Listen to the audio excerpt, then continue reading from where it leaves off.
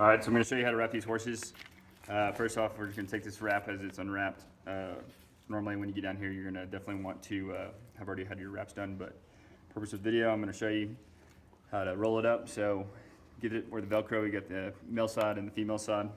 We're going to put it on our leg like this. You're going to do sitting down, of course. And you're going to put it back on itself, and then we're going to get a square, get it like that, and then you're going to keep rolling in that same direction. And you're going to apply pressure to your leg here so that you get a nice tight roll. It's very important that you get a tight roll. That way that when applying the wrap, it goes on evenly, pressure, and the same throughout. And then once we get to the tail end here, we're going to take the flap and we're going to put it in through the last loop here. And then that's how you'll store them. So when you should get them, you should get them like that, and that way they don't unravel. And now we're going to come to and get this brush, and you're going to check the horse, make sure it's brushed, make sure there's no stickers, burrs, whatever, anything excess. And once you get that nice and clean, then what we're going to do is we're going to start at the base. We're going to go from the base here to the base of the cannon bow here, from the knee base to the bottom of the cannon bone. You've got this front bone here, nice and hard, and then the back is the tendon, which is what you're really looking to protect. And so we're going to, every time you do this, you're going to be going counterclockwise, and you need to do that. That's the way you got to do it. What we're going to do is we're going to get a flap here. We're going to get some excess. We're going to start at the base of the cannon bow, or knee here. We're going to create a flap. We want it to cross to where when we cross on the side here, to where when I want to lay it down, it'll lay on the back side of the tendon for some extra protection. And so what we're going to do is we're going to come make a wrap here, and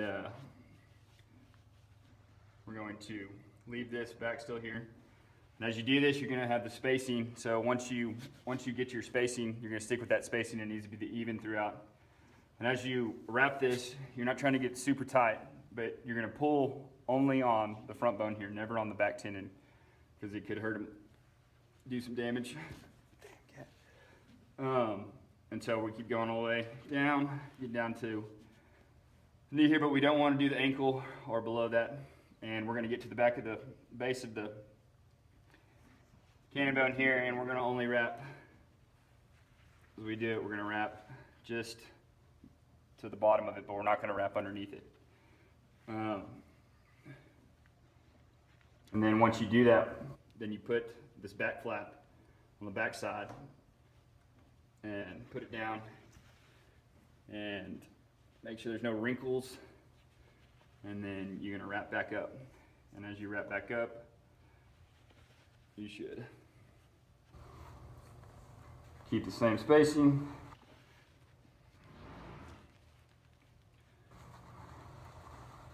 And even tension on the wrap throughout, and make sure there's no wrinkles. Very key to make sure there's no wrinkles throughout. It also cause problems. And we're going to come up here to the top. And now we're back to the Velcro. And there we go.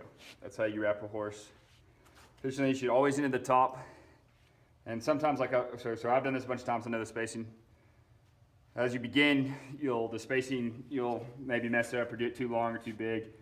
If you do it too close together, you won't get all the way to the top, and you got to get back to the top. If you do it too long, you'll get to the top and have a bunch of excess and be wrapping too much, and you don't want to have to wrap back down. So if you do that, you just got to keep wrapping it until you find the right spacing, and eventually you'll get it. Now for the back legs, it is going to be the same thing. We're going to get the brush here and brush them off and make sure no cockburrs, no stickers, nothing in there. If the tail's in your way, you can just tie it in a knot. No big deal. I'm not going to mess with it right now. Same deal. This hand starting, we're going counterclockwise. the back knee here. We're going to start at the base of it. And this is going to be longer, so you're going to have to do different spacing. But once again, we're going to go back to the back of the bone here, cannon bone. So I'm going to start knee, get a wrap.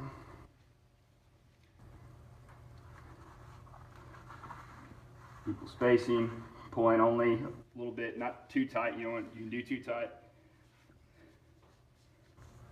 Down, start wrapping around. We got a little wrinkle there. Need to make sure you have no wrinkles. Now we're back to we're at the base. We've covered a little bit of the cannonball. We're gonna put the back flap back down, and then we're gonna start our way back up. Tug on that, get the wrinkles out, make sure you get the wrinkles.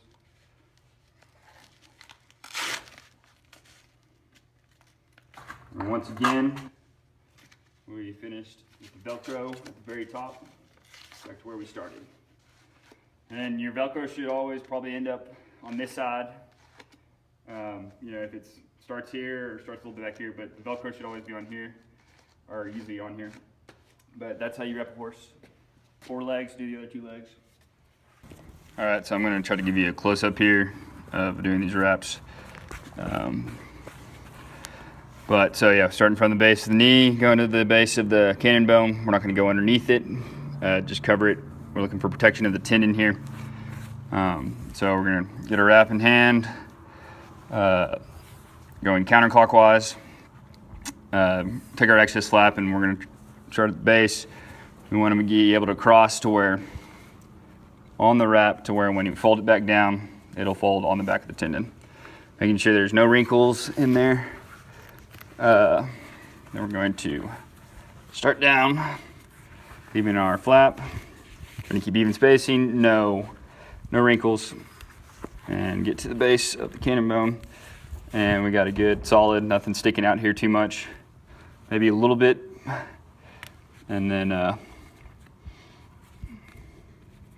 this way, now we can take this flap. This one's actually maybe a little long, but it'll work still.